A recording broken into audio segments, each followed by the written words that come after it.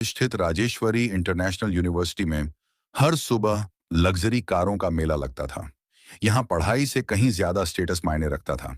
Branded कपड़े, महंगे sneakers और छात्रों से ज्यादा उनके कैमरे सक्रिय रहते। इस चकाचौंध भरी दुनिया की रानी थी रीना मेहता, शहर के बड़े बिल्डर विजय मेहता की बेटी। उसकी एंट्री किसी सेलिब्रिटी से कम नहीं होती। चमकती बीएमडब्ल्यू रुकती, ड्राइवर दरवाजा खोलता और रीना स्लो मोशन में उतरती। पीछे सहेलियां और सामने लड़कों की ललचाई निगाहें। रीना का मानना था, पैसा ही पहचान है, जिसके पास नहीं वो कुछ भी नहीं। उसी सेमेस्टर में दाखिला लिया प्रकाश गुप्ता ने। न गाड़ी न बॉडीगार्ड, साधारण शर्ट, पुरानी जीन्स, कंधे पर घिसा बैग। पैदल आया, किसी ने नहीं देखा। यहां सादगी बिकती नहीं थी। प्रकाश को फर्क नहीं पड़ा। उसकी आंखों में अजीब सुकून था, जैसे खुद पर पूरा भरोसा हो। पहली क्लास में किस्मत ने दोनों को एक बेंच पर बिठाया। रीना ने प्रकाश को देखा, साधारण कपड़े, पुराना बैग। मुंह बनाकर बोली, यहां एडमिशन लिया है या स्कॉलरशिप से आए हो? क्लास हंसी से गूंज उठी। प्रकाश ने शांति से कहा, चाहे जैसे आया हूं, सीखने आया हूं। सन्नाटा छा गया। रीना चौंकी। पहली बार किसी ने उसके तंज से घबराकर सिर नहीं झुकाया। उसने तय किया, यह लड़का अब मेरा टाइम पास बनेगा। उसके बाद रीना का नया मिशन शुरू हुआ। रोज प्रकाश को सबके सामने छोटा दिखाना। पार्किंग में प्रकाश साइकिल से आया तो रीना चिल्लाई, बीएमडब्ल्यू खराब हो गई, ईएमआई के पैसे नहीं बचे। प्रकाश मुस्कुराया, पैदल चलने वाली गाड़ी सबसे सस्ती और सुरक्षित होती है। कुछ छात्र हंसे। रीना को लगा जैसे हंसी उसी पर हो रही हो।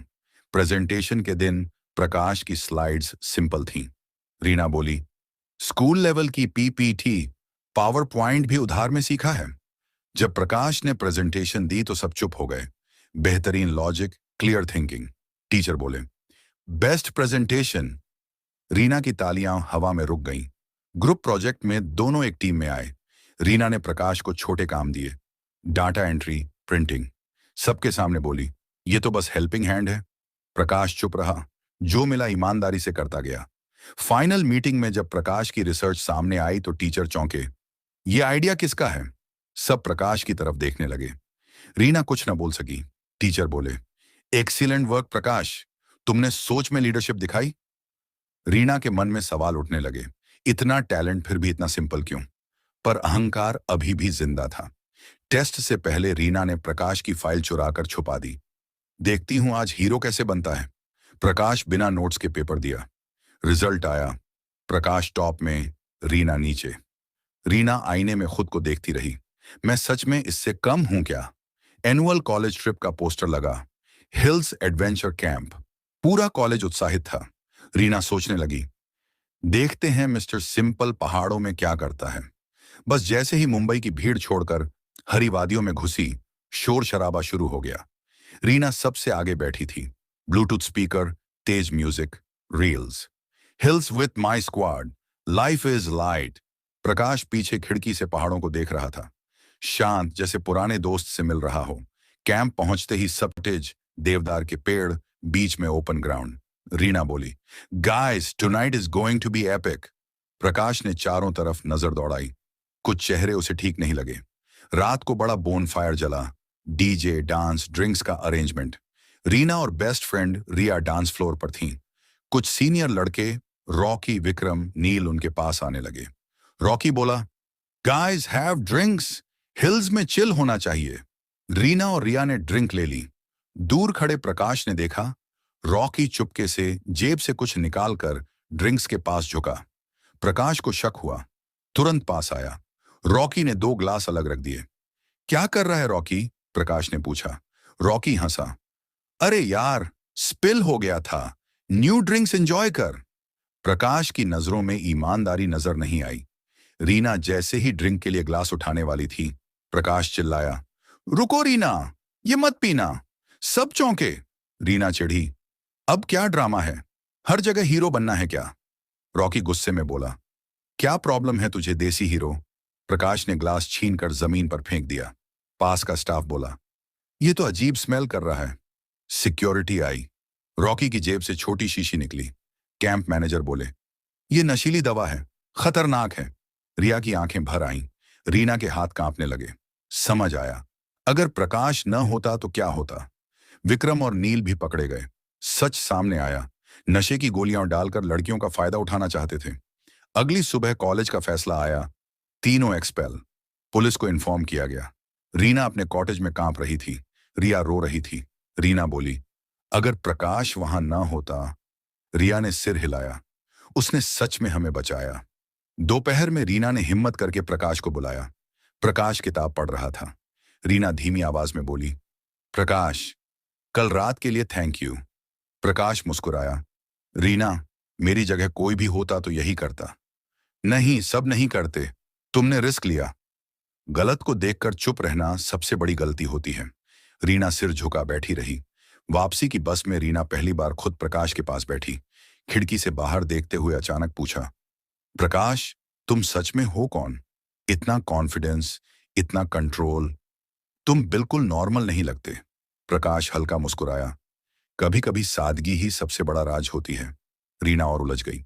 मुंबई लौटते ही रीना को लगा जैसे पुरानी दुनिया में वापस आ रही है। पर अब वह दुनिया वैसी नहीं लग रही थी। BMW, ब्रांड्स, फॉलोअर्स, सब खोखला लगने लगा। बार बार एक ही चेहरा आता, प्रकाश। अगले दिन कॉलेज में रीना बदलने लगी। प्रकाश से माफी मांगी। मैं तुम्हें गलत समझती रही, तुम्हारा मजाक उड़ाया। I am really sorry. Prakash ने शांत स्वर में कहा, शायद तुम अपनी दुनिया में बंद थी, अब लग रहा है बाहर आ रही हो। रीना की आंखें भर आईं। उसके बाद रीना पूरी तरह बदल गई। अब हर वक्त रील्स नहीं बनाती, क्लास में ध्यान देती, नोट्स बनाती। अक्सर प्रकाश के पास बैठती। ये टॉपिक समझा दोगे? प्रकाश बिना अहंकार के समझाता। धीरे धीरे बातें बढ़ीं, लाइफ, सपने, सोच पर। रीना ने पूछा, तुम्हारा सपना क्या है? कुछ ऐसा करना जिससे लोगों की जिंदगी आसान हो, नाम से ज्यादा काम याद रहे। रीना पहली बार सोची, कोई दूसरों के बारे में ऐसे सोच सकता है। कैंटीन में अब रीना दोस्तों के साथ नहीं, प्रकाश के साथ बैठती। सहेलियां पूछती, तू इसके साथ क्यों रहती है? क्योंकि इसके साथ सुकून मिलता है। एक शाम मरीन ड्राइव पर दोनों बैठे थे। समुद्र की लहरें, ठंडी हवा, शहर की रोशनी। रीना ने कहा, प्रकाश, तुमने मेरी सोच बदल दी। शायद दिल भी, मैं तुम्हें पसंद करने लगी हूं। प्रकाश ने देखा, आंखों में सच्चाई थी। बोला, अगर साथ चलना है तो बराबरी से, न मैं ऊपर न तुम नीचे। रीना मुस्कुराई। उस पल दोस्ती प्यार बन गई। पर रीना के मन में सवाल था, प्रकाश इतना कॉन्फिडेंट क्यों? कुछ तो छुपा रहा है। एक दिन उसने देखा प्रकाश गेट के बाहर महंगी काली कार में किसी अधेड़ आदमी से बात कर रहा था। वह आदमी प्रकाश को बड़े सम्मान से सुन रहा था। रीना ने पूछा, कौन थे वो? परिचित, बस। रीना और कंफ्यूज हुई। उसी हफ्ते कॉलेज में स्टार्टअप सेमिनार था। स्पीकर बोले, आज हमारे बीच गुप्ता ग्रुप के सीनियर एग्जीक्यूटिव हैं। रीना चौंकी। वही आदमी जिससे प्रकाश बात कर रहा था। यह हैं विनोद गुप्ता। रीना की नजर प्रकाश पर गई। प्रकाश शांत बैठा था। गुप्ता, प्रकाश का सरनेम भी गुप्ता। सेमिनार बाद विनोद गुप्ता सीधे प्रकाश के पास आए। प्रकाश, घर पर सब तुम्हें याद कर रहे हैं।